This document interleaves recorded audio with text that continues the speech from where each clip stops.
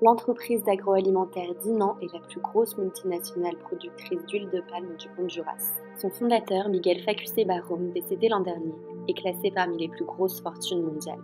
Il est aussi impliqué dans des transits de cocaïne et accusé d'être impliqué dans les meurtres de militants écologistes. La Société financière internationale, membre du groupe de la Banque mondiale, est responsable du secteur privé dans les pays en développement. Elle a accordé des prêts de plusieurs millions de dollars à Dinan pour soutenir ses activités. Pourtant, depuis les années 90, la SFI est au courant du conflit qui oppose Dinan aux paysans du Honduras pour l'accaparement des terres. Ceux-ci se battent pour leurs terres, mais subissent des violences inimaginables de la part des gardes ou des milices privées de Dinan.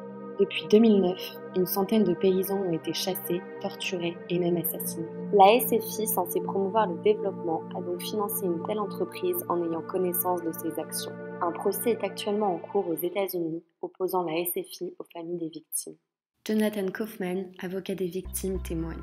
When they lose faith in the legal process because the legal process is dominated by a corrupt and violent regime, and they instead march into the plantations to reclaim what's rightfully theirs, they are evicted at gunpoint, and then the soldiers chase them back into their villages, enter people's homes, beat them, destroy things, terrify children who are traumatized for life. This is the truth.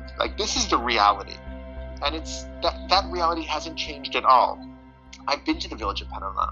It is one of the most I've worked as a human rights lawyer for 10 years in all over the world, and I have never seen a place that's more traumatized, more hemmed in, more limited in their ability to move and change their own fate than Panama. It's horrible. And this is where the most recent killings continue to happen. That's the reality. We'll fight about the law, but the reality is, as human rights lawyers, we're always trying to find little pathways through the laws that have been set up by the powerful to maintain their power.